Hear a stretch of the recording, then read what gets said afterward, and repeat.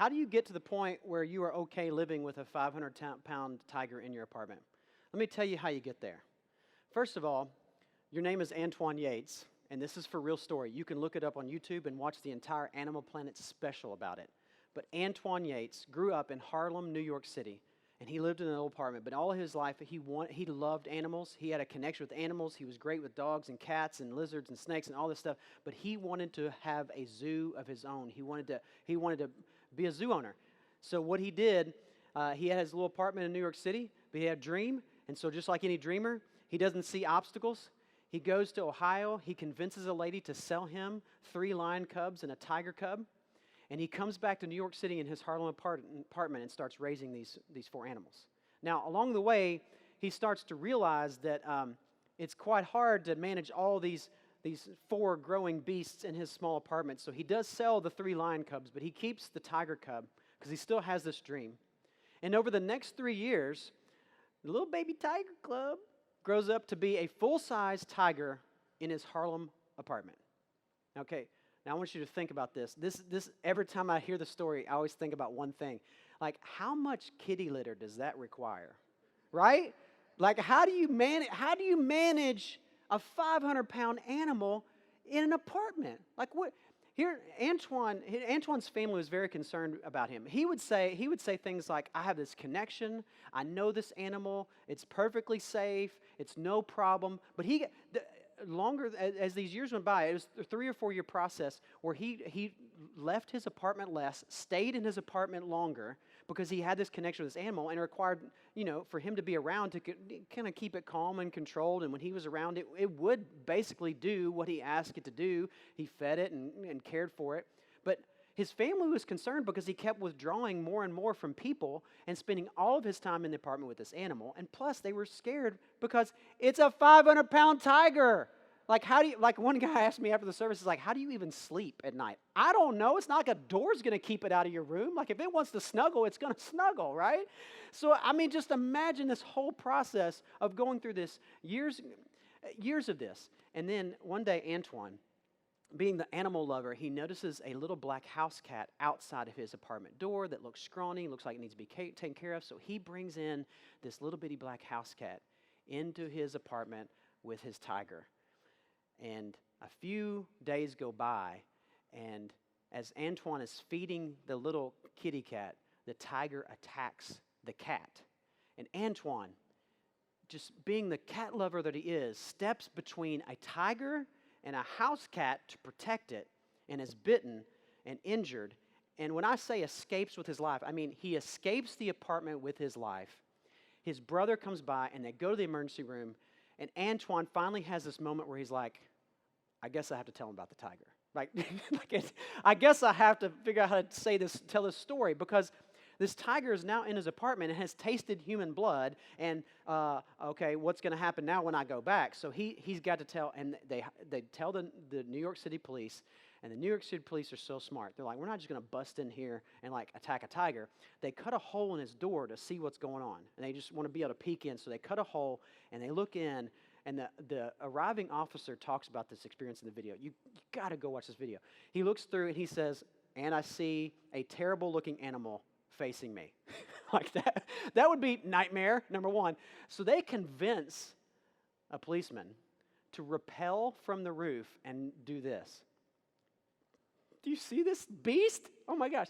So he's got a tranquilizer gun, and what he's done, he rappelled down on the outside window, and this opening down here at the very bottom of the window, he shot a tranquilizer through there and hit that tiger. And when that tranquilizer hit the tiger rushed the window. And this guy says, Yep, that's me. I'm dangling food. That's what I'm going to be. I'm dangling meat. He's talking about the Holy Spirit. This is real life, people. I didn't make this up. This is too good to be true, right? This is so good.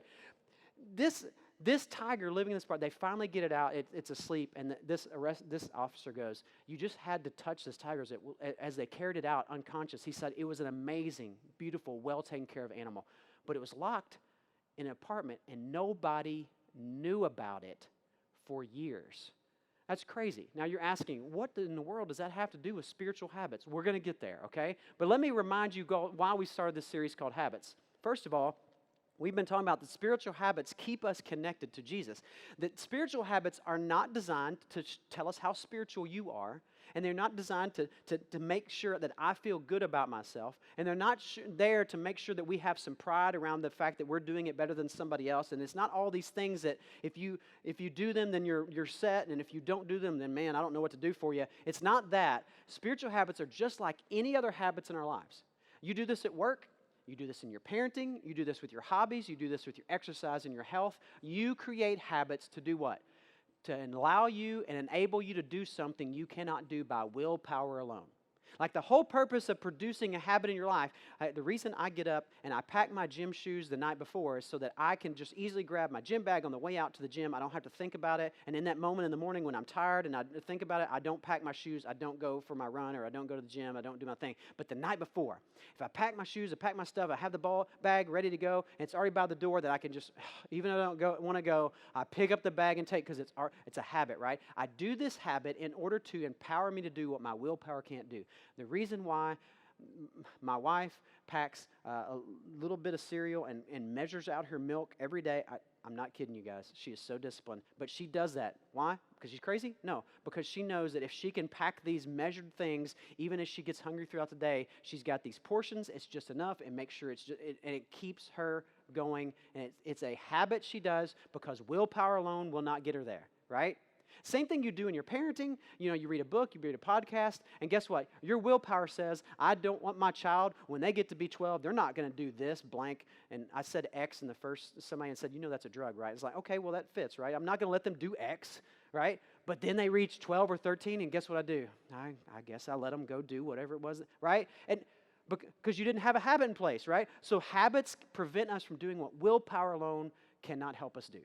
Spiritual habits are the same way.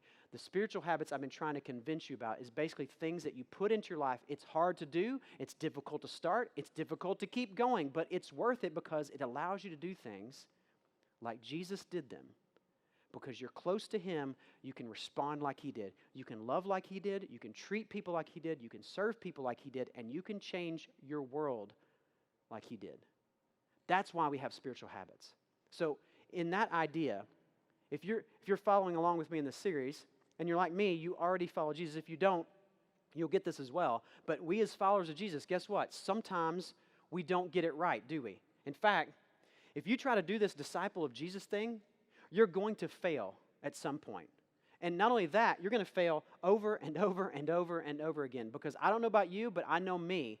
And I know that there are times when I try to be forgiving and I don't want to forgive, and I hold a grudge for a really long time. And finally, I produce forgiveness because I pray about it and work through it, and I finally get to the point where I'm able to forgive. But I fail over and over and over again at being really good at that. Sometimes I fail at keeping my mouth shut when I want to say something, and I fail over and over and over again on making people feel insignificant and small and unloved because of the way I speak. Listen, we all have to deal with this undeniable 500-pound tiger in our lives. Even if you're not a follower of Jesus here this morning, you understand this. But guess what? You can't even follow your own standards for living very well. There are times in our lives we want to be a great worker. We want to produce good work. We want to do really good things. But you know what we do? Sometimes we come home. We don't do the extra work required. We don't do what we require. We sit down and watch TV. We watch hours of Netflix. And we're like, yeah, let's just call it in. Let's phone it in. Sometimes you don't call the person you know you should call and talk to and start a conversation even though it's going to be hard. You don't do that because you're like, yeah, just phone it in. We don't even live up to our own standards of who we want to be sometimes. So we all get this. There's nobody in the room here like, I don't understand failure. I don't fail. Okay, whatever, all right? So we all have flaws and failures. It's an undeniable thing. We all have something that we live with. And listen, some of you are living on one end of the spectrum where you're listening to me talk today and you're like, yeah, man, I have a huge 500-pound tiger in my life, but I don't know how to get it out. I don't know what to do with it. Okay, so let's talk about what to do with it. What do you do if you're in the position? You're trying to do this thing called life well. You're trying to love well, live well, produce good things in your life. How do you do that? And you keep failing. How do you deal with this thing? Let me show you what the habit is that you need to put in your life to help you deal with this. It's called confession. Ooh, not fun to talk about, right? Listen, I want to make this simple, okay? I don't want to make it too simple, But let's just talk about confession in these terms. It is praying when you fail, okay? That's how we're going to talk about that. It's a way to approach God and talk about when you fail. And the reason why I want you to start to develop a habit is this. Confession is often seen as such a negative, shameful, guilt-producing thing. And it's not. Because for some reason, maybe you've had a difficult time with a church in the past that's made you feel guilty and shameful, and that confession has actually made it worse on you, and you've had these experiences where you came forward and confessed something that was heavy on you, and you wanted to get it out, and then somebody made you feel even worse for confessing, and man, you're just like, I'm not doing that. Or maybe you grew up, and confession wasn't even part of it, just part of your life was hiding things. And you've just learned to just hide and stay in your own little area and just try to stay away from, and you fail and you mess up and you do some things. But man, the thing to do is to bottle that up and hide it away as quickly as possible because, man, we don't want anybody to see that stuff. And here's what we're going to learn today. Confession is not that way. Confession is actually designed to be something totally different. Confession is actually all about helping us understand something different about it. In fact, this question kind of comes to mind. What if confession is the habit that could produce in you joy, peace, and confidence? What if instead of guilt and shame, what if confession could actually move you past your failures and your flaws and your mess-ups and can move you into an area ready for joy, peace, and confidence in what you're doing? Wouldn't that be worth it to produce that habit? Here's the defense I'm going to make today. I believe that making confession a habitual part of your life can help you move there. And it's all based on what we see people in the Bible write about. Because, listen, I think we often look at confession the wrong way. It's a sad face emoji, but the way people write about confession, and the way David specifically writes about confession in a psalm we're going to look at, a poem he wrote, it's totally different than the way we view it. And so I want to walk you through Psalm 32 and help you understand the way David, King David, one of the most famous kings of Israel. He's the second king of Israel. He's the one, David and Goliath, right? He had that story where he faced a giant nobody else would face, that guy, and he wrote some poetry. He had a lot of flaws and failures. But when he writes about this, I think he writes about it from experience. So let's dive into Psalm 32, and let's jump into this verse and start figuring things out. Verse 1 says, "Blessed is the one." Now, some of you read this, blessed. Blessed is the one. That's church reading, right? This word is blessed. It's just it's a simple word. We all kind of know what blessed means. Like we hashtag it, right? Hashtag when I'm feeling good, right? Hashtag blessed. Okay, let's just be honest. Blessed is that ideal life that we all want to be living. Blessed is an iPhone ad. It is. It really is. I'm not an iPhone user. I think iPhone's secondary, okay? Let's just be honest. Android's better. But listen, the way iPhone does their ads, you know what they make you feel like? They make you feel like, I know your world's hectic. I know you got a crazy life, but your iPhone, when you talk to it, it can organize things for you. And I know you're running all over the place, and you throw your phone in your handbag and in your purse, and it rubs against your keys. Don't worry about it. iPhone's tough enough to keep up with your busy schedule. And sometimes you sit down at the cafe and you spill your drink all over your phone is going to be fine. It will still be with you. And don't worry about it dropping on as you're hurrying out the house because you're always late. You're always late, right? And you tumble out and it falls down the stairs. You can pick it up and keep going. That phone will stay with you. And guess what? It will be so dependable and so good. You're going to have that moment in the grocery store where your daughter's dancing in the aisle and that phone is so dependable. You're going to be able to get the perfect shot to post. Hashtag blessed, y'all. Right? It's the ideal life. iPhone ads are so good. They make us feel like, yes, my life's hectic, but man, if I could live that way, man, if I could have a phone like that, right? This is what blessed means to us. So listen, when David talks about this, that's what he's referring to, this ideal life. That picture you have in your head of what great life looks like, that's what he wants to bring to mind. Blessed is the one. The person who's living the ideal life, the person who's got it all together. Maybe they're not perfect, but the person who's got all these things wrapped up, the joy and the peace and the confidence to go forward in their life, that person, who is that person? What about that person? Blessed is the one whose transgressions are forgiven, whose sins are covered. Didn't go the way you thought it would, did you? Right? Blessed is the one whose transgressions are forgiven, whose sins are covered. Now we understand this. I want my sins to be forgiven, right? I do something wrong. I want somebody to forgive me, and let's move on. Let's get past it. In fact, I understand this covered thing really well.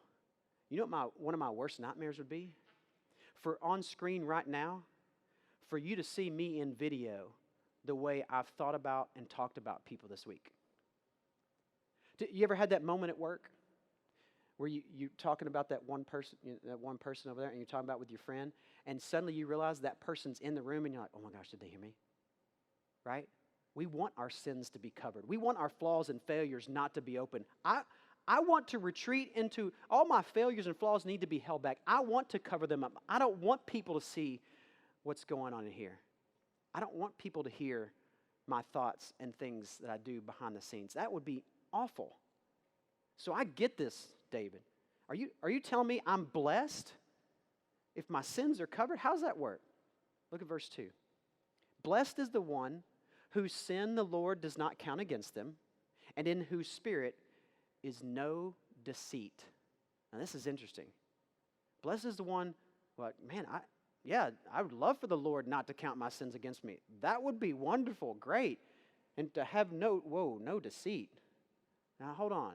I thought we just talked about my sins being covered. I like my sins to be covered. I like to be over here hanging out where nobody knows what's going on, but if there's no deceit in me, I can't lie. I can't hold these things back. David's like, no. Blessed is the person with no deceit. Blessed is the person who's forgiven, their transgressions are forgiven, their sins are covered. The Lord doesn't count their sins against them, but they have no deceit. They don't try to hold things back. They're not trying to hide the 500-pound tiger in their apartment. They're trying to keep this a secret. No. They're doing all these things. Well, David, this is really tough for me to understand. Because the only way I see out is to try and stay in my own little world and stay away from all these things and keep everything that's wrong with me, because the things that are wrong with me usually cause problems. And David's like, yeah, I know that. But listen, the blessed life is in these things. And then he explains this in verse 3. When I kept silent, my bones wasted away through my groaning all day long. For day and night your hand was heavy on me. My strength was sapped as in the heat of summer. You guys know what he's talking about here. You felt this. You've hidden secrets before? You ever lied to your mama? I've lied to my mama. Oh, man. My brother was okay lying to my mama. I was not okay with it. I say that in jest. He really did worry about it. But listen, we would lie to her. She'd come in and find us playing video games like Nintendo, you know what I'm saying? And she'd be like, did you finish your homework? And we'd be like, of course, Mom, knowing we hadn't done it. And guess what that did to me? Oh my gosh, the whole night I was worried. My mama going to find out I didn't do homework? What if, oh man, if she finds, and that started to waste away in me. Like I didn't have the energy I once had. I wasn't enjoying playing the game as much anymore because man, if she finds out, we are dead meat, right? Isn't that what hiding does to you? Isn't that what deceit does to you? David understands this. He's like, I'm reading your emails, people. When you lie about stuff, when you're trying to hide away all your flaws and your failures, when you try to keep that to yourself and you try to pull away, it just wastes your life away. It saps your strength. You don't have joy. You don't have peace. You don't have confidence going forward. That's why so many of you are still insecure about so many things, because you are still holding on to failures and flaws, and you can't see past those failures and flaws, so you can't even approach the next part of your career or your parenting or your relationship status because you are not confident enough to take the hard step forward.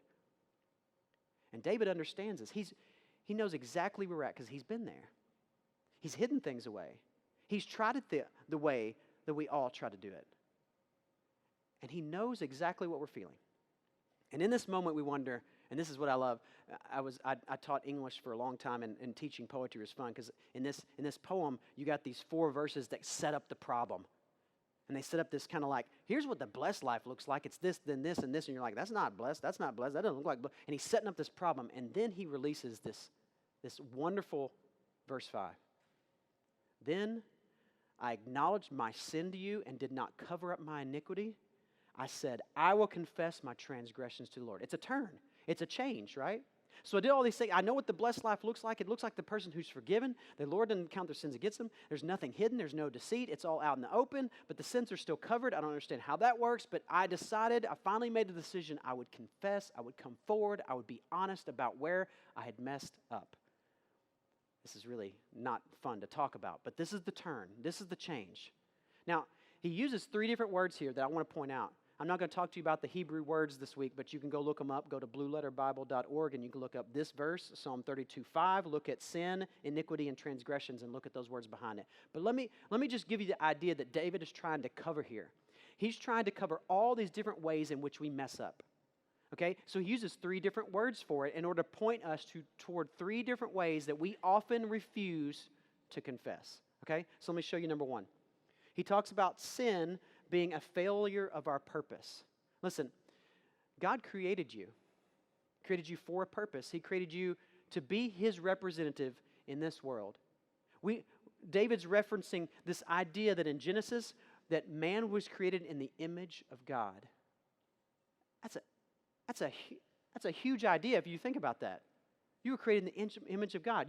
You are to be taking care of everything in your life in representative of who God is. To love, forgive, encourage, unselfishly give, generously give, serve, do all the things that God has modeled. You are to be His image wherever you go. Listen, even if you don't believe that you were created in the image of God, you believe in the inherent value of human beings. If you didn't, then you'd be okay with slavery, and you'd be okay still locking people with disabilities in the attics, because that's what happened for a long, long time until we realized, no. People are valuable regardless of what they bring to the table. They are people, and they're valuable. They were created in the image of God, in my terms. But even if you're not sure you agree with that, you would agree that we all have this inherent value. Listen, don't we sometimes fail to live up to that image, that value? Of course we do. Sometimes we just don't do the right thing, even though we know what's in us and what's available to us. We just don't do it. We don't have the courage we should have sometimes. We live with anxiety and worry instead of having this confidence in what we're doing. We fail at this overall purpose sometimes. That's huge. Number 2, another word he uses, he talks about straying from the path. The word he uses talks about waywardness. Now, don't you sometimes end up doing things and you find out later that it totally hurts somebody's feelings? Man, don't you love that good friend who looks at you and be like, dude, you're being a jerk right now? Because that's very helpful sometimes. Because sometimes you don't know you're being a jerk. You don't know that you're not being a person who's loving. You think you are, and you're not. David's like, dude, would you please recognize that sometimes you don't even know how bad you are? Like, would you just be willing to admit that sometimes you are so messed up, you don't even know how messed up? That's very encouraging to me. It may not be to some of you, but listen, that makes me feel really, really good because somebody gets me. Like, I'm that person who sometimes ends up doing something that I just didn't know was wrong. I didn't know it was hurtful. And it's so good to find out. It's so good to kind of come clean with that person and be like, I'm so sorry. I had no idea. That feels really good. And then he says, number 3, sometimes you cross a line. That word transgression, to cross a line, aren't there times, are you like me? I look at the line and be like, I probably shouldn't say that. I'm going to do it anyway. Because, man, it's going to feel really good to tell that person off. Right? We see a line and we cross it. You know what? I shouldn't be pursuing this relationship with this other person, but I know I'm married, but it won't hurt this one time to flirt. Whoa, right? Whoa, didn't I make a promise? Whoa, didn't I? Right? I see a line, I go over it anyway. Are you kidding me? And David's going, all 3 of these areas. Listen, I know this is a scary word in our culture today, but that's all that sin is. Sin are those things where we just fail at doing the things we know we should be doing and we know that is in us to do, and we just don't do them. For whatever reason, David's pointing at it going, I've got to confess that sometimes I don't live up to this purpose you've given me, God. And I've got to confess that I don't even know how broken I am. And I'll be honest with you, I've got to confess that there have been times when I've done things and knowingly done them, knowing that they would hurt the other person across the table. But I did them anyway. He puts it all on the table. And here's my question to you. What if confession could be that thing, that confidence? What if, you guys go to that next slide? Then I acknowledge, go back to the verse. Then I acknowledge my sin to you and did not cover up my iniquity. I said, I will confess my transgressions to the Lord. And here's what happens. and you forgave the guilt of my sin. Wouldn't it be nice to know? Now you can go to that next slide. Go to that. Can you imagine the confidence that if you could get it all out on the table, if you could just be open and honest about your flaws and failures, that confession, that confidence confession give you not in yourself, but in God and His forgiveness for you?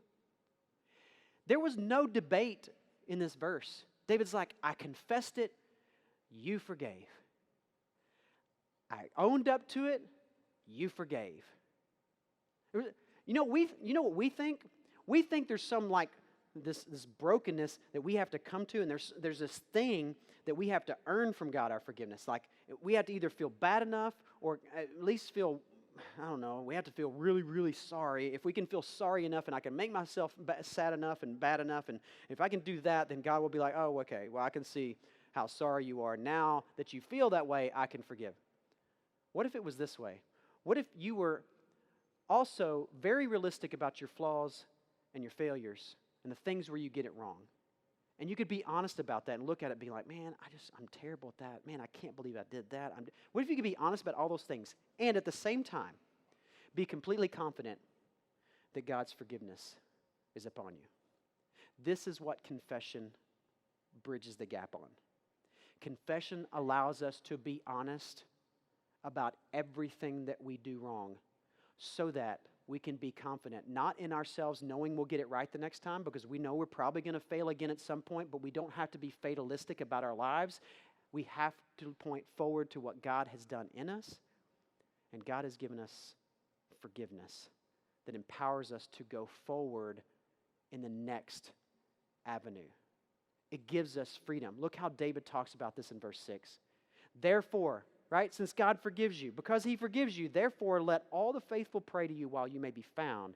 Surely the rising of the mighty waters will not reach those people, right? And David, man, in great poetic form, talks about these rising waters. Everybody reading this poem in Hebrew context would be thinking about the flood and Noah. And David's like, listen, when you confess and you come clean, guess what? You escape the rising waters. Not because you're good enough, but because God forgave you and He'll keep you safe from the rising waters. His forgiveness does that for you. Ooh, what a huge image, right? Your confession brings forgiveness that keeps you out of the mighty waters, right? Look at verse 7. You are my hiding place. You will protect me from trouble and surround me with songs of deliverance. David is looking at God and going like, I can hide from everything and hide in this apartment with this 500-pound tiger, or I can hide in you. See, I'm not sure I can keep up with this thing, but maybe if I can come clean about it all, you'll be my hiding place. Maybe you'll cover my sins. Ooh, that would be cool. I wouldn't have to hide them myself. I can hide in you and your forgiveness, God. You can release me from all the stuff I'm trying to hide, and you can give me a confidence that it's been forgiven, it's been taken care of. And it will protect me. When I come forward, when I'm open and honest, I now can see the pattern in my life that keeps breaking down, and I can produce new habits to keep me from going there ever again. It protects me to be honest. It protects me to find forgiveness. It protects me to come forward and know my flaws, and forgiveness is there for me. Look at verse 8. This is what I love about this poem. Now, David switches from his own voice to God's voice talking back to him, and he says this, I will instruct you and teach you in the way you should go. I will counsel you with my loving eye on you. And here's what David says God's response is. God's looking at us go that now that you've come forward and been honest and had no deceit, and you completely unveiled everything that you've done and all your flaws and your failures, and you confess all that, now I can teach you the way you should go. I used to be a teacher in a classroom, right? And I could look at which students were going to learn in my class and which ones weren't. You think, oh, you're so prideful. No. After years and years of watching students might come along, you know who I watched for? The kid who was willing to let me tell them that they didn't know everything. It's pretty obvious, right? The kid who came in and thought he already knew where his life was going, he wasn't going to need to know how to write a research paper. Guess what? He wasn't going to learn a thing from me. You know why? You can't teach somebody something they don't want to learn. And so God's looking at all of us going, listen, once you clear the table and you're honest about what you're getting wrong, now I can teach you how to do it right. Now I can show you where you're messing up. Because you know what I think our problem is? We are so used to confessing things only when we get caught that we are only confessing things that we do and the actions. Well, I'm really sorry I said that to you. You know what we're not confessing? Not confessing the pride we have because we think we're better than that person. We think if we can just confess, well, I'm sorry I said those words, that's good enough. Well, guess what? That's going to jump on you again. Your pride will continue to get you in trouble. But what if you could confess so openly that not only do you confess the act, but you confess the motivation behind it? Well, I'm really sorry. I'm really sorry I didn't get you that gift I said I'd give you. I said I'd get it for you. I didn't get it. You were just selfish. You bought yourself something, right? But you didn't confess the selfishness. You just confessed the act. And God's saying, stop being so surface. Like, I can actually teach you. I'm here to lovingly counsel you. I'm here to help you. I'm for you. I'm not trying to catch you doing something wrong. I'm trying to prevent you from running into things that are going to hurt you. So please, hey, confess to me so I can help you see past these really awful motivations that tend to pop up in your life, and I can help you navigate past them. It's huge. Confession opens all that up. Are you kidding me? That's amazing. And then David does something that's so cool. He talks directly to all of us who are doubters. We're not sure we can figure this out. He goes to verse 9. He says, do not be like the horse or the mule, which have no understanding, but must be controlled by bit and bridle, and they will not come to you. I don't know much about horses. I'm not a horse person. But I do know that horses, the reason they have a bit in their mouth, the reason they put things on a mule's mouth is because that little bit of pain that they learn early on by being jerked by that bit in their mouth causes them to know that when just a slight movement, they're going to follow where you want to go. A horse isn't super smart, but it's smart enough to know, I don't want to go there. I don't want to go there. And David looks at everybody and goes, don't be a horse and a mule. Don't just be led by the pain of the consequences in your life. Instead, right? Instead, don't be that way. Instead, confess and move forward and be changed by what happens when God comes in and forgives you. And then you're confident in that. You don't have to be stubborn like the mule where you just do what God's telling you or somebody tells you because it's going to hurt if I don't do that. No. What if you were released from that pain to instead being fully confession of what I've been doing wrong? And then be free to actually live in a different way because you now know the pitfalls and the things behind all this stuff. You get all the way to confessing the tiger that's in your apartment. Not just the little things, but the big thing that keeps you from going forward. What if you could confess that? And then he lands in verse 10. Many of the woes of the wicked, many are the woes, but the Lord's unfailing love surrounds the one who trusts him.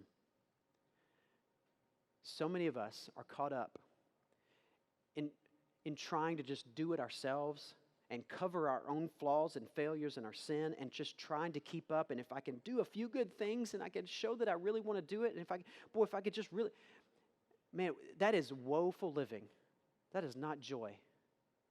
If we could just learn to be honest and open about our failures and flaws, and also hold in the other hand this forgiveness that God gives us, we would have the power to live in joy, peace, and confidence because we would know that what God says is true. We could trust him that it is forgiven and that he is there to help us go the next step. But we doubt that. We doubt his love for us. We're not sure he really loves us that much. We're not sure he really forgives us that much.